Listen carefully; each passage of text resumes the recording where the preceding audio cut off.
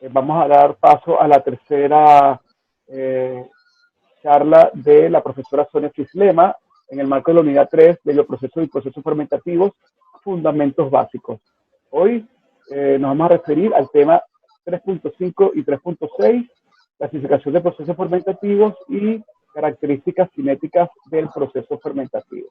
Sin más, vamos a darle paso ya a la profesora Cislema para que inicie su charla. Buenos días con todos.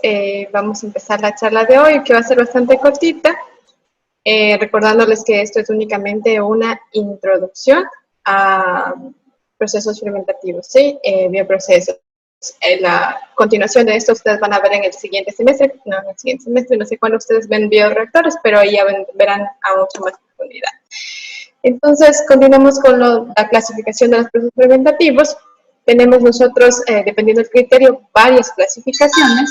Ejemplo, vamos a tener según la necesidad de oxígeno. Claro, tenemos microorganismos que necesitan, bueno, van a estar en una fermentación aerobia por las necesidades del oxígeno, fermentación anaerobia, ¿sí? En este caso no se utilizará, por ejemplo, el aire para poder oxigenar este cultivo. Tal vez si usted utilice metano para el crecimiento de los microorganismos, ¿sí? Y también tenemos una fermentación anaerobia facultativa, es decir, que las cantidades de oxígeno, claro que son importantes, pero no tan relevantes, ¿sí? Tenemos una segunda clasificación por necesidad de la luz. Hay microorganismos como cianobacterias que van a crecer en dependencia de la luz porque son fotótrofos, ¿sí? Y otro tipo de fermentación que es la quimiótrofa. ¿Qué quiere decir esto? Que necesitan que el donador de electrones sea un compuesto orgánico. Este puede ser, que sea un compuesto químico. Este puede ser o orgánico o este puede ser inorgánico. La tercera clasificación tenemos fermentación aséptica, su palabra lo dice, necesitamos un solo microorganismo ahí y no podemos permitir que haya algo que nos esté contaminando. Esto, básicamente, cuando nosotros queremos producir vacunas es sumamente importante, ¿sí? Tenemos la fermentación aséptica facultativa, como les había mencionado ayer, no siempre la esterilización nos va a salir un 100% y vamos a tener un solo microorganismo ahí dentro, ¿no? Puede ser que tengamos un contaminante ahí, pero de todas formas hay que regular el crecimiento de este contaminante. Eso sería un ejemplo, ¿ya? Y también está el otro, en el que yo no voy a cultivar únicamente un microorganismo adentro. Yo quiero cultivar un consorcio de microorganismos, ¿sí? Por ejemplo, se usa para bioremediación ambiental. Tú no utilizas un solo microorganismo, puedes utilizar un consorcio de 5 o 6 microorganismos, ¿sí? Y hacerlos crecer en el medio de cultivo que tú tienes. Luego tenemos la fermentación no aséptica, ¿ya? Un claro ejemplo de esto es los biodigestores, ¿sí? Tú alimentas tu biodigestor con bacterias provenientes del estiércol de ganado, el estiércol de porcino, entonces no te interesa tener un solo microorganismo adentro, ¿sí? No es una fermentación aséptica. También está el ejemplo ahí, claro, de la producción de chicha de yuca, por ejemplo, aquí de las comunidades. La fermentación, cómo se daba en la antigüedad. Algunas la siguen practicando, pero estas prácticas un poquito se han ido modificando con el paso del tiempo. Masticaban la yuca, ¿sí? Y tienes todo un consorcio de microorganismos saliendo de la boca de las personas que masticaban, ¿sí? Y se daba la fermentación no aséptica. Claro, se está produciendo etanol en esa fermentación por diversos microorganismos. Luego tenemos una clasificación según el número de microorganismos. Tenemos fermentación de cultivos puros, un microorganismo, y fermentaciones complejas, ¿sí? Con muchos microorganismos. Según el producto, se clasifican las fermentaciones por biomasa, ¿sí? De eso habíamos hablado ayer. Necesitábamos que los microorganismos reproducidos en grandes cantidades. A la final tú puedes tenerlos vivos o inertes.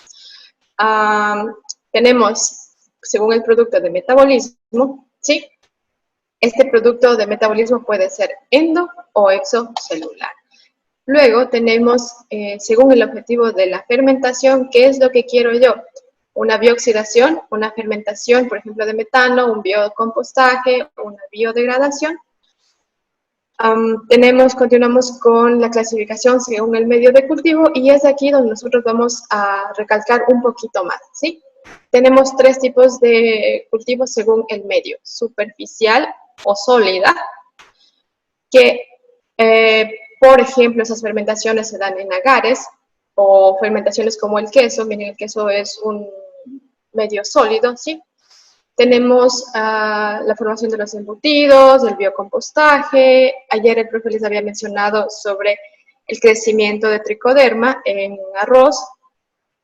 Luego tenemos la fermentación sumergida, que es básicamente hecho en líquido. Un ejemplo claro de este tipo de fermentación es la producción de cerveza, la producción de yogur. Y tenemos otro tipo de fermentación aérea. Esta es menos conocida, pero, bueno, se la está investigando últimamente. Si es utilizada, ¿sí? Se utiliza para la limpieza de gases que tienen partículas tóxicas, ¿sí? Miren, entramos un poquito más a la fermentación sólida. Si ustedes ven ahí en el gráfico, ¿sí? Las partículas están como un poquito juntas.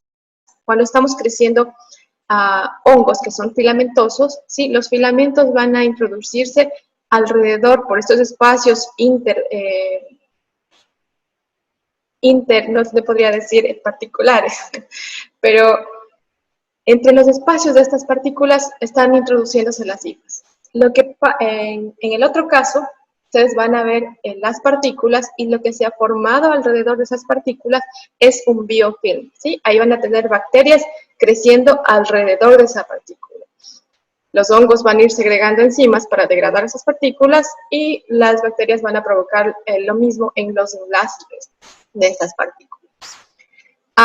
Por lo general, en cultivos sólidos, lo que se hace es crecimiento de hongos, ¿sí? Es menos común el crecimiento de bacterias. La mayoría de los cultivos para estas fermentaciones sólidos van a ser aerobios, ¿sí? Y aquí se dificulta un poco la aireación, el hecho de que tú tengas, o que todo microorganismo tenga una cantidad suficiente de oxígeno, ¿sí?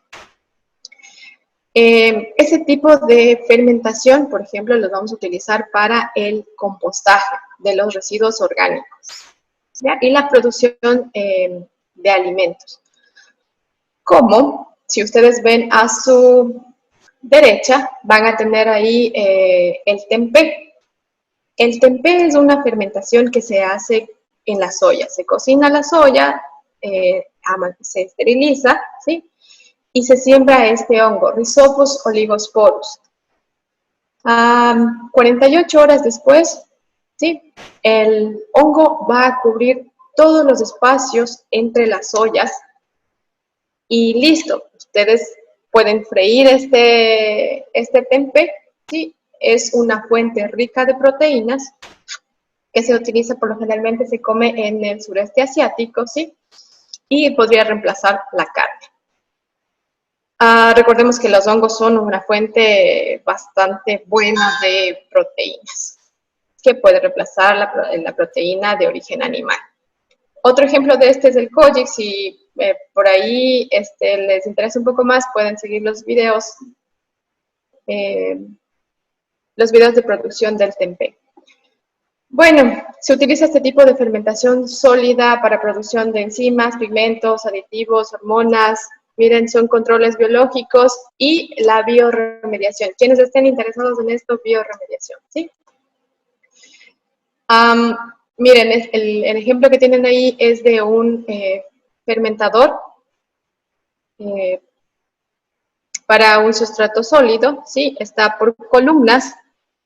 Entonces, estas columnas son las que nos permiten airear el cultivo, ¿sí?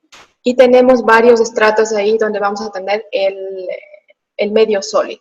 De esta manera, este tipo de reactores se utilizan para cultivo de hongos, ¿sí? Hay desventajas de de ese tipo de cultivos, ¿sí? Miren, las hifas se exponen a la desecación, ¿sí?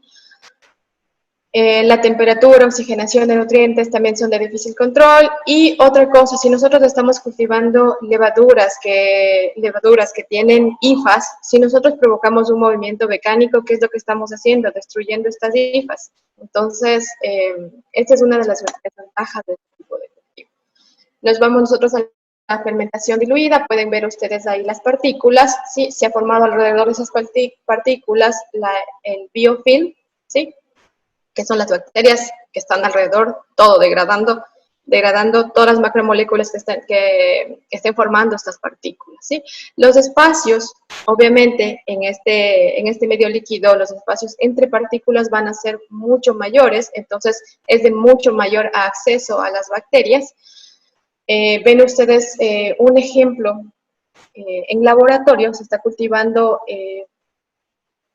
bacterias, y ese es un medio de fermentación, se está cultivando bacterias en un matraz. Nosotros podemos en el laboratorio tranquilamente controlar temperaturas.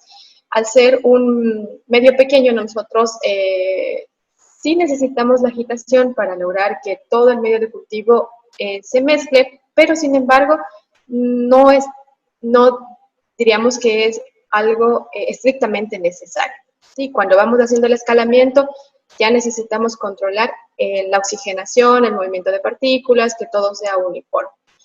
Este tipo de cultivos es típico para una sola bacteria, pero sí puedes cultivar ahí consorcios. Este es un bioreactor sumergido, ¿sí? Para un crecimiento sumergido. Lo habíamos visto el día de ayer. Tenemos ahí nuestro mezclador, tenemos el burbujeador en la parte de abajo. Tiene muchas ventajas, ¿sí? No permite la desecación. En este tipo de fermentadores también podemos nosotros cultivar levaduras, cultivar hongos que tengan hifas, entonces no se van a desecar.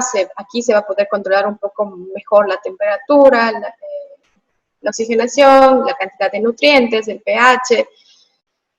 Lo que no se puede hacer en un cultivo sólido o es de está con mayor dificultad. Por ejemplo, si nosotros en un cultivo sólido, digamos que estamos haciendo un biocompostaje, nosotros podemos llegar a formar pilas que superen los 2 metros de altura. Sin embargo, en la base de esa pila ya no tenemos oxígeno, los microorganismos ya no están creciendo. Necesitamos, para mover esa pila de biocompostaje, nosotros necesitamos maquinaria pesada. Entonces, ahí se convierte en una desventaja el cultivo.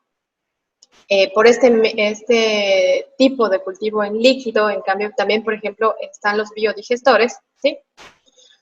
Entonces, tiene mayor facilidad de controlar todas las variables que pueden afectar nuestro cultivo.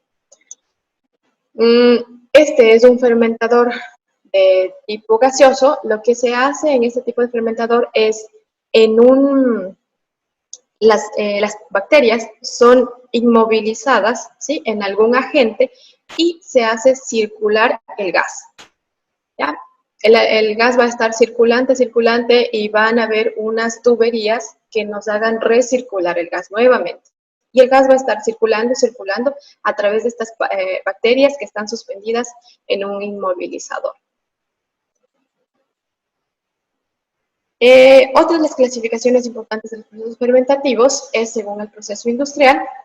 Han escuchado ustedes del batch, del pit batch o el proceso continuo, ¿sí? Batch, discontinua. ¿Por qué la llamamos discontinua? Aquí, por ejemplo, el yogur. Este es un sistema parcialmente cerrado. ¿Por qué no está cerrado? Porque yo necesito flujo de gas. Estoy haciendo yogur, se va a producir CO2, yo necesito sacar ese CO2. A pesar de que yo tengo el cultivo de yogur se va a dar únicamente en 8 horas, si tienes de 6 a 8 horas cultivándose, se va a producir suficiente CO2 que necesita ser retirado de ese fermentador. Necesito yo controlar el pH de mi yogur, porque si sube demasiado el pH o baja demasiado el pH, no tengo un crecimiento óptimo de mis bacterias. Entonces es un sistema parcialmente cerrado. Sin embargo, tú ya no vas a cargar más nutrientes en este tipo de fermentador, ¿sí? No se va a cargar más medio de cultivo en este tipo de fermentador. Todo se carga al bioreactor al inicio, se esteriliza en el bioreactor y luego inoculamos, se da el proceso de fermentación, ¿sí? Y todo esto a la final, cuando ya terminó de cultivar el yogur 8 horas, se saca completamente del bioreactor. Después de esto va a haber un proceso de esterilización del bioreactor y estará listo para su nuevo uso. Entonces, luego tenemos un feed batch, ¿sí? Es un proceso alimentado. En este caso, inicialmente se colocó el medio de cultivo, pero este sistema nos va a permitir que tengo yo un medio de cultivo básico. Durante el proceso de fermentación yo voy a ir añadiendo ahí, no sé, nutrientes, voy a ir añadiendo ahí algún medio que necesito específicamente para la producción de un metabolito secundario, pero en un tiempo después de que empezó la fermentación. Entonces yo puedo ir añadiendo nutrientes a otros componentes que sean necesarios, ¿sí? Ya vamos a hablar un poquito más de cada uno de ellos. Y la fermentación continua está funcionando 24/7, por así decirlo. Estoy ingresando todo el medio de cultivo, ¿sí? Y al mismo tiempo yo estoy sacando el cultivo, ¿sí? El cultivo con todos los microorganismos de ahí y después voy a, obviamente, este cultivo que yo estoy sacando van a pasar por las fases de tratamiento hasta purificar mi producto. Entonces, ahí está. Nos vamos, si ven el gráfico en la parte de abajo, tenemos un batch, ¿sí? Es una fermentación batch, el volumen va a permanecer constante. En un feed batch, el volumen inicial es menor que el final, ¿sí? Y en una fermentación continua, volumen continuo, porque estás introduciendo y sacando la misma cantidad. El batch y feed batch son los más comunes en la industria, ¿sí? Aquí se dan la fermentación alcohólica, tanto en el uno como en el otro, cada uno tiene sus ventajas sobre el otro, y la producción de antibióticos también en los dos, son mucho más comunes. Este es un fermentador batch, ¿sí? Ya lo hemos visto, lo tenemos en la parte de arriba, ¿sí? Pueden ver el inóculo, se va a agregar el inóculo. Esa es la parte que no permite que tampoco el fermentador sea completamente cerrado, es un semicerrado, ¿sí? Y va a ser controlado, termina el cultivo y se esteriliza nuevamente el fermentador. Quisiera mostrarles un video. Les abro el video.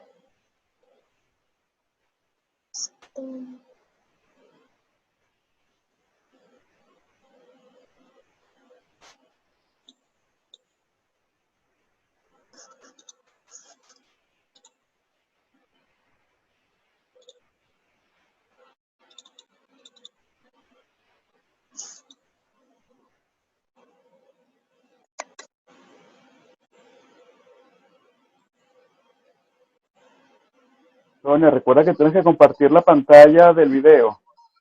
Sí, sino que no Esa es la que no sé por tienes. qué no lo puedo ver. Ah, ok. Ujú.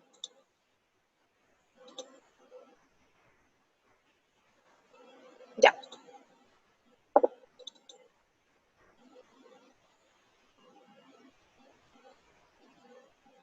aquí está, ya lo ven, ¿verdad?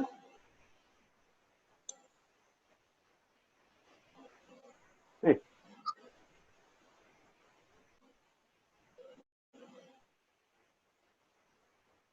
Esto es una fermentación batch, solo que tienen ustedes tres bioreactores para poder hacer más eficiente la producción. Entonces, miren, ingresa el producto a nuestro primer fermentador, ¿sí? Está cargando, todo ese proceso es controlado. Miren, en el primer fermentador ya está ocurriendo, ya pasó también la fermentación, ya se reprodujeron los microorganismos y ahora se está liberando el producto de la fermentación.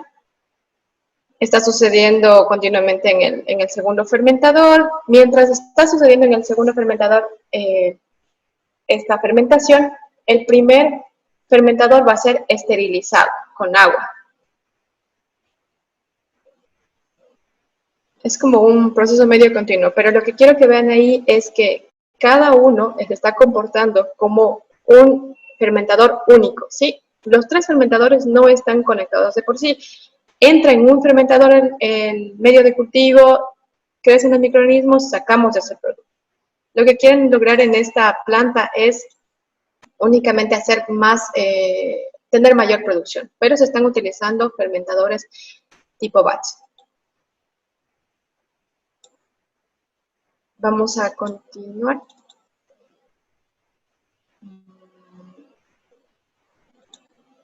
El siguiente fermentador, el siguiente tipo de fermentación que vamos nosotros a ver son feed batch. Perdón, antes de irnos a feed batch, ¿sí? Me imagino que ustedes están viendo microbiología, algunos ya pasaron microbiología, la curva de crecimiento de las bacterias, de los hongos, de los microorganismos en general sigue este patrón, ¿no es cierto? Nosotros tenemos una lag fase, donde los microorganismos se están adaptando al medio de cultivo, sí, tenemos una fase exponencial, donde están aprovechando todo el substrato que tienen, la mayor cantidad de substrato que tienen, sí, hasta que llegan a una fase estacionaria, sí, y eso es lo que se trata de hacer en un fermentador de tipo batch, ¿sí? Al inicio se van a acoplar al medio de cultivo, van a crecer de manera exponencial, ¿sí? Y cuando ha crecido hasta de manera exponencial y ha llegado a nuestra fase estacionaria, es donde se acabó nuestro cultivo. Para calcular el tiempo en el que yo voy a tener creciendo ese microorganismo en el feed batch, tengo que tener presente cuál es la cinética de crecimiento de cada microorganismo y más o menos para tener una idea de esto. Miren, sabemos que las bacterias se están reproduciendo de 20 a 45 minutos, ya tenemos el doble de bacterias que teníamos antes. Para los hongos les va a tomar un poquito más de tiempo. Cada vez que el microorganismo obviamente se va haciendo un poquito más complejo, se va acrecentando el tiempo para la duplicación del microorganismo. Siempre va a ser un poco más difícil para células, el tiempo va a ser mayor para células vegetales, tanto como animales. Ejemplo, cuando ustedes hacen un análisis o quieren hacer un examen de tuberculosis en células pulmonares, ¿sí? Tienes que permitir que las células crezcan alrededor de 7 a 15 días, pues es el periodo que le toma para poder verificar si tienes ahí el causante de la tuberculosis, ¿sí? Todo va a depender, el tiempo que se esté cultivando va a depender del microorganismo que tú estés cultivando. Aquí tenemos el gráfico A, tiene un fermentador feed batch, ¿ya? Tenemos, miren, tenemos nuestro tanque, se va a agregar ahí el inóculo, inicialmente vamos a tener una cantidad pequeña de medio de cultivo, ¿sí? Y luego se va a ir agregando de poco a poco. En este feed batch, por ejemplo, digamos que vamos a cultivar levaduras. Mi objetivo es cultivar levaduras. Pero las levaduras que producen alcohol. Yo no quiero alcohol como un producto. El alcohol no debe producirse porque cuando yo tengo mucha cantidad de alcohol, el alcohol que es antiséptico, entonces va a provocar muerte celular. Entonces, la estrategia que se ha tomado es, tengo medio de cultivo, tengo levaduras, hasta un cierto tiempo calculo la cantidad de glucosa que estas levaduras han consumido. Si el nivel es suficientemente bajo, yo por medio de este fermentador feed batch, lo que hago es agregar un poquito más de glucosa a mi medio de cultivo. Nuevamente, espero que estas bacterias consuman esta glucosa, ¿sí? Cuando otra vez es bajo el nivel de glucosa, nuevamente agrego un poco más de glucosa. De este modo, yo puedo mejorar mi producción de levaduras porque mi producto final son las levaduras, no es el alcohol. Y bueno, voy controlando el crecimiento, ¿sí? Voy haciendo más eficiente mi crecimiento de levaduras. El feed batch nos permite a nosotros tener una mayor densidad de nuestra biomasa, ¿ya? En la parte B van a ver ustedes, esto es un fermentador de tipo continuo, básicamente es similar, lo que necesito es todo el tiempo ir ingresando medio de cultivo y sacando el medio de cultivo. Hay una adaptación que se les ha hecho a este tipo de fermentadores. Si ustedes ven en una esquina de cada uno de ellos, en un cuadradito dice Evaporation. Lo que hago yo con ese es recoger parte del líquido, recoger parte de mi gas que está ahí. Lo que hago es filtrar, ¿sí? Filtro y nuevamente los nutrientes puedo volver a poner en nuestro fermentador, ¿sí? De esta manera voy nuevamente optimizando que se utilice todos los nutrientes que están en el medio de cultivo.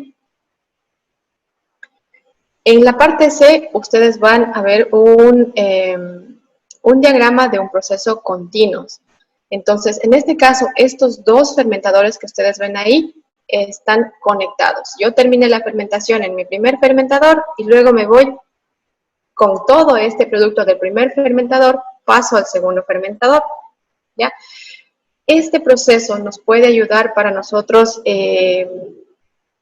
optimizar ¿qué? Producción de metabolitos. Ejemplo, si en nuestro primer fermentador nosotros tuvimos, no sé, un crecimiento excesivo, digamos, de nuestro microorganismo, ¿sí? Puede ser que el crecimiento excesivo, no le permita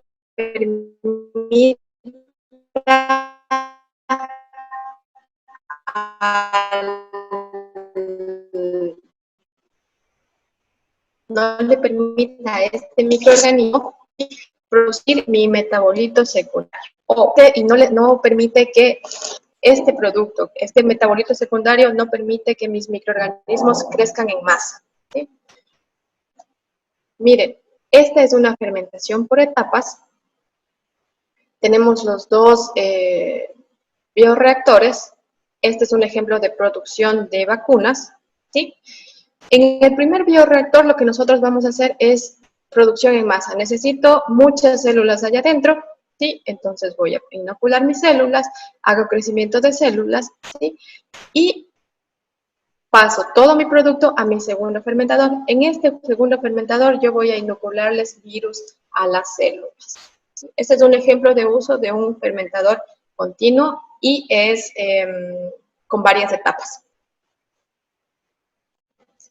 Como les decía, para poder nosotros elegir qué proceso voy a utilizar o qué fermentador yo voy a utilizar, puede depender de mis microorganismos que voy a cultivar, depender de este microorganismo medio de cultivo, condiciones. Sí, tenemos que tener también que los fermentadores rutinos y continuos tienen una mayor cantidad de ventajas. Sin embargo, siempre tenemos que tener en cuenta qué es lo que yo estoy queriendo producir. En lo que son discontinuos o batch, sí, utilizando el mismo medio de cultivo, tal vez con otra bacteria, sí, lo que me permite es, hoy cultivé esto, mañana, pasado puedo cultivar otra cosa. Eso no me va a permitir un semicontinuo o un continuo, porque tengo el mismo producto todo el tiempo. El tiempo en un batch es identificable, puedo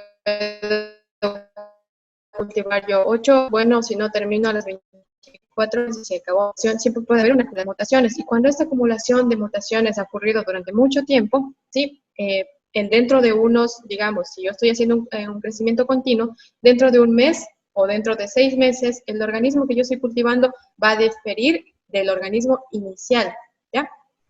Como lo que ustedes ahora aprecian en esta pandemia, ¿no es cierto? Nosotros había una cepa original y ahora tenemos, en el Ecuador están andando como alrededor de 6 cepas de lo que se ha secuenciado, ¿sí? Del total, hasta donde unos meses me quedé leyendo, era alrededor de unas 16 cepas. Obviamente habrá más, entonces lo mismo puede suceder cuando nosotros estamos cultivando microorganismos en los fermentadores, ¿sí? Por eso habíamos hablado ayer que nosotros tenemos que tratar de elegir nuestro microorganismo que sea genéticamente estable, ¿ya? Estos tipos de fermentadores son ideales para producciones, una producción menor, ¿sí? Digamos 250 litros, eso es una producción menor, 500 litros es menor escala. Se puede controlar las condiciones del crecimiento, el pH, la temperatura es más fácil de controlar porque es un fermentador más pequeño, entonces yo necesito una menor circulación de agua, digamos, para controlar la temperatura, ¿sí? Es más fácil controlar todo esto. También es bueno para cultivar metabolitos, para sacar como producto metabolitos secundarios, ¿sí? Y es de menor costo. Un fermentador tipo batch, ¿sí? Dependiendo del que ustedes quieran, puede llegar a costar los $250,000, $150,000, ¿sí? Y este va a ser, bueno, estos tipo packs, dependiendo de lo que ustedes quieran, van a llegar a ser un poquito menos costosos que los semicontinuos o los continuos. Recuerden que por eso nosotros en sí necesitamos bajar costos de producción para poder hacerle competencia a la industria química. Estos fermentadores continuos o semicontinuos, sí, si es que yo necesito al año, me dicen, necesito 50 toneladas de vitamina B12. Perfecto, ¿sí? Teniendo un semicontinuo o un continuo, es un solo producto que yo necesito producir al año, entonces está perfecto para esto. Yo puedo estar cultivando 24/7, ¿sí? Aquí se reduce las influencias físicas y químicas, ¿sí? Si yo ya tengo estandarizado mi proceso de cultivo, un proceso físico que puede pasar ahí son las acumulaciones de los microorganismos que se forman cúmulos, ¿sí? Pero como ya tengo estandarizado, yo no tengo que volver a estandarizar frecuentemente, ¿sí? Una influencia química también puede ser las acumulaciones de productos que se den, ¿sí? Si hablamos de un feed, se está produciendo mi microorganismo, se está acumulando su producto, por ejemplo, en este caso, por ejemplo, a la vez la producción de levadura, se está acumulando el etanol ahí, yo tengo que ir de alguna manera sacando ese etanol porque se vuelve antiséptico, ¿sí? Y en este tipo de fermentador es mucho más fácil controlar esto. La facultad, estudiar la dinámica del crecimiento es mucho más fácil y es mejor en este tipo de fermentadores. Por ejemplo, yo tengo un fermentador de tipo feedback, ¿sí? Y, por ejemplo, tomo una muestra, voy a analizar qué es lo que tiene, ¿sí? Tiene, por ejemplo, una deficiencia ahí de nitrógeno. Entonces yo ya sé qué agregarle ahí a mi fermentador. Le voy a agregar un poquito de nitrógeno de alguna fuente. Le voy a agregar nitrógeno. Entonces puedo ir viendo, a ver, ¿cuánto nitrógeno agrego? Agrego esto. En ese tiempo, ¿cuánto ha cambiado la cinética de crecimiento? ¿Cómo ha crecido mi microorganismo? Bueno, la siguiente vez, durante otro periodo, yo voy a añadir tal vez una mayor cantidad. ¿Cómo ha cambiado la cinética de crecimiento de mi microorganismo? ¿Sí? Son buenos para poder estudiar cómo va evolucionando en el crecimiento su microorganismo. Permiten estos la visión por pulso. Aquí le hace falta, analizo dentro de 8 horas cómo ha crecido mi microorganismo. Si está creciendo demasiado lento, puede ser falta de algo. Entonces, yo puedo añadir el elemento que le está faltando a mi microorganismo. Como ya tenemos un proceso tan estandarizado y que puede estar funcionando ahí 24/7, esto lo hace óptimo para una automatización. No necesito un operador ahí constantemente o varios operadores constantemente que estén revisando los fermentadores. Eso no ocurre con el batch, que vas a necesitar una mayor cantidad de personal para controlar lo que está sucediendo. Como les había comentado, te piden 50 toneladas al año. Tú no puedes depender de estar cargando el producto a un fermentador, sacando, esterilizando, viendo que todos los, que no haya contaminación de otro microorganismo. Te demoras mucho más en un batch, entonces estos continuos te permiten obtener los 50 toneladas que te compraron al inicio del año, te permiten al final tener esas 50 toneladas. Sí, tienes una biomasa constante ahí. La calibración de los instrumentos aquí es bastante reducida. En el batch, nosotros después de cada fermentación que necesitamos esterilizar implica subir las temperaturas, 121 grados centígrados, subir presiones. Por ende, entre más veces hagas tú esto, te van a descalibrar los instrumentos de medición. Entonces, esto no ocurre en este otro tipo de fermentadores. Aquí reduces el contacto con los microorganismos. En el anterior, tú siempre estás manipulando tu inóculo, ¿sí? Siempre estás inoculando. En este caso, en el de acá, no tienes una manipulación constante de inóculo. El inóculo va a estar dentro de tu fermentador y lo único que estás haciendo es agregándole medio de cultivo, ¿sí? Dentro de estos tipos de fermentadores continuos, ¿sí? Se va a dar una autoselección de microorganismos, ¿ya? Los más resistentes, obviamente, se van a reproducir y van a ser los que van a permanecer en ese cultivo. Entonces, en este tipo de fermentadores, esa podría ser considerada como una pequeña desventaja. El microorganismo dentro de unos 6 meses sí va a ser diferente en algo al microorganismo inicial, ¿sí? Pero estos te permiten una mayor producción. Y a la larga, el hecho de que hayas invertido $350,000, $400,000 en uno de estos fermentadores, sí va a ser más efectivo que un batch. Claro, dependiendo nuevamente de qué es lo que tú quieres cultivar y qué es lo que quieres obtener. ¿Ya? Los fermentadores tipo batch y feed batch, por ejemplo, nos sirven para crecimiento de microorganismos productores de antraciclina. Tenemos el antibiótico ahí, ¿sí? Es mucho más efectivo en un feed batch tener esta producción de antraciclina. Este mecanismo que nos permite agregar a pulso, por ejemplo, glucosa, ¿sí? Hace incluso más eficiente. Tú puedes producir una cantidad de antraciclina incluso 6 veces mayor que en un fermentador batch, ¿ya? Pero también va a depender del tipo de microorganismos que estés utilizando, ¿no es cierto? Si quieres producir antraciclina en un batch, ¿sí? Vas a utilizar un Streptomyces caporensis. Caporensis. Y si es que quieres tú en un feed batch, vas a utilizar una Streptomyces olinidensis, ¿sí? Es como, miren, en los dos fermentadores van a producir lo mismo, sin embargo, el microorganismo es diferente, entonces las condiciones van a ser un poquito diferentes para su crecimiento. Otra de las cosas que se cultiva o se produce en los fermentadores feed batch es el ácido butírico, ¿sí? Se producían levaduras, ácido butírico, puedes producir polisacáridos. Y cuando hablamos nosotros de los fermentadores continuos, sí, para la producción de, digamos, producción de alcohol, ¿sí? Tú puedes utilizar un fermentador continuo. Vamos a ver acá nuestro gráfico B. Como el medio de cultivo va a estar constantemente circulando, constantemente entrando y saliendo, sí, sacando el producto, lo que se han ideado para este tipo para producir etanol es suspender las levaduras, ¿sí? En alginato, ¿sí? Es el polisacárido. Suspenden las levaduras en este polisacárido, lo que hacen es formar una especie de membrana, ¿sí?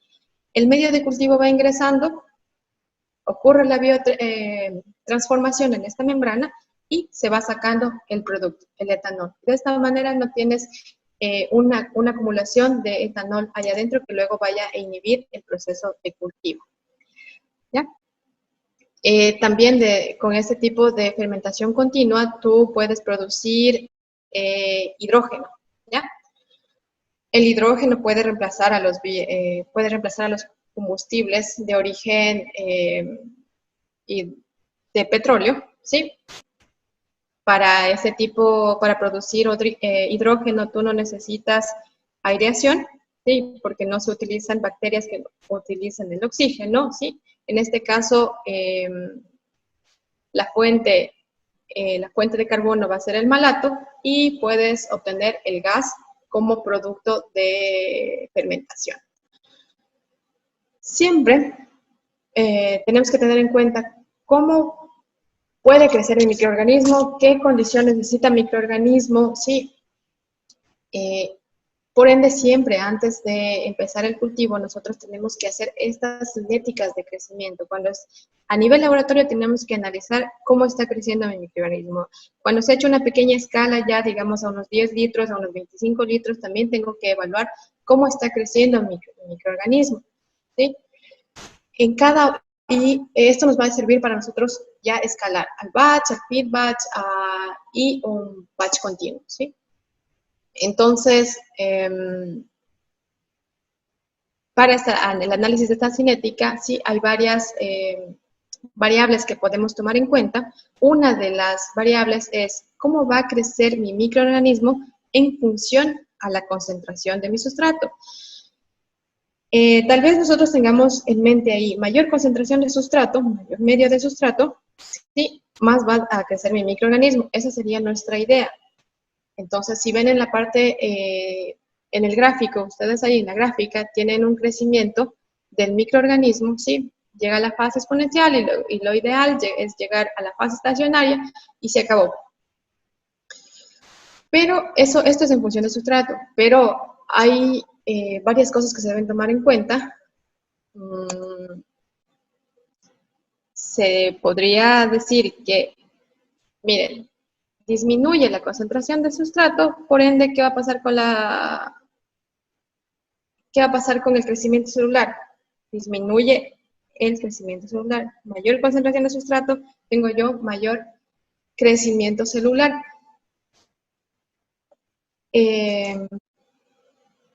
Sin embargo, esto no sucede, ¿sí? Hay muchas cosas que tener en cuenta. Se utilizan varios modelos cinéticos de crecimiento y se calcula la tasa de crecimiento específico. Esta tasa de crecimiento específico nos va a permitir a nosotros saber qué tan eficiente es el sustrato que yo estoy utilizando, ¿sí? Dependiendo del medio de cultivo, dependiendo del tipo de microorganismo, las condiciones que se necesite, yo puedo utilizar varios modelos cinéticos de crecimiento, ¿sí? Ahí tienen ustedes toda una tabla de modelos cinéticos que pueden, de ecuaciones de modelos cinéticos que ustedes pueden implementar para ver cómo está creciendo su microorganismo o cómo va a crecer, o predecir el crecimiento de su microorganismo. Obviamente, se ha avanzado mucho en tecnología, todo esto lo van a encontrar ustedes en programas, ¿sí? Que tengan todas esas ecuaciones incluidas, ¿sí? Y se nos hace más fácil a nosotros la vida. Vamos a ingresar características y nos calcula cómo será nuestra tasa de crecimiento de los microorganismos. Otra cosa que hay que tener en cuenta para el crecimiento de los microorganismos, para calcular la cinética de crecimiento de los microorganismos, es la formación de productos. Si yo formo suficiente, digamos, hay una acumulación excesiva de biomasa, ya no permite que haya suficiente oxígeno en el medio de cultivo, por ende no va a aumentar mi cantidad de biomasa. Pero algo que afecta también es la formación del producto. Por ejemplo, nosotros tenemos ya un metabolito secundario en demasiada cantidad ahí. Entonces, este metabolito puede ir inhibiendo, ¿no es cierto? Entonces, la primera gráfica nos muestra una inhibición bastante severa por la acumulación del producto de un metabolito, puede ser, y la segunda gráfica, una inhibición parcial. Vas a tener un crecimiento mayor de microorganismos que en el primero. Sin embargo, puede ser que en algún momento pare simplemente este metabolito que está produciéndose ahí, ya no deja que siga creciendo al ritmo exponencial mis microorganismos, ¿sí? De la misma manera, tienes modelos de crecimiento cinético que están basados en la concentración del producto. Aquí tenemos un ejemplo de modelos utilizados para calcular la tasa de crecimiento. Sí, el modelo A, ustedes se fijan, no ha tomado la parte de la lag fase, del crecimiento, de la adaptación del microorganismo al medio de cultivo, lo toma a partir desde el tiempo cero, ¿sí? Y solo nos muestra únicamente que el crecimiento exponencial y cuando se está llegando a la fase estacionaria, ¿sí? Ese es utilizando un modelo cinético de crecimiento. Otro modelo cinético de crecimiento en la gráfica B, pueden ver desde el inicio del cultivo, ya la producción de un metabolito está provocando que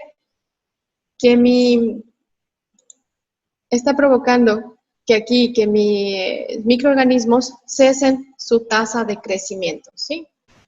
Y en el modelo C, miren, hay un crecimiento, sí, hay una fase exponencial. Este modelo me permite calcular todo esto, ¿sí? Hay un crecimiento exponencial. Aquí se formó ya demasiado producto o hay algún inhibidor por ahí. Entonces, nuevamente, la tasa de crecimiento se cae.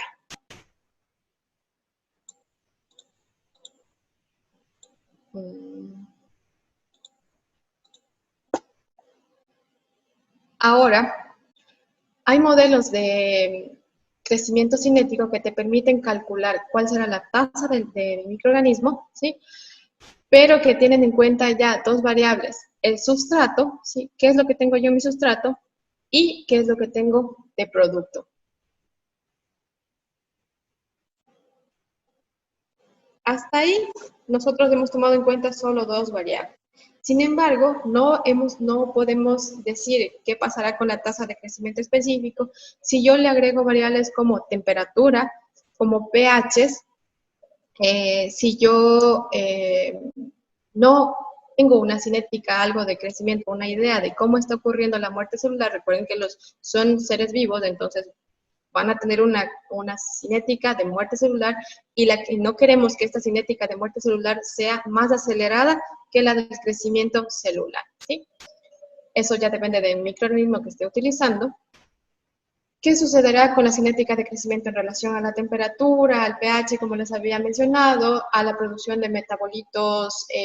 Ya no hablemos de un solo metabolito, hablamos de varios metabolitos por ahí. Entonces, todo esto tenemos que tener en cuenta antes de, durante y incluso cuando nosotros vamos modificando nuestro sustrato. Además que pueden haber la inactivación por presión, por falta de oxígeno, por el movimiento mecánico. Bueno, todo esto son factores que deben ser tomados en cuenta, ¿sí? Factores que deben ser calculados, que deben ser, que la cinética de crecimiento previa a crecimiento de manera industrial debe ser evaluada.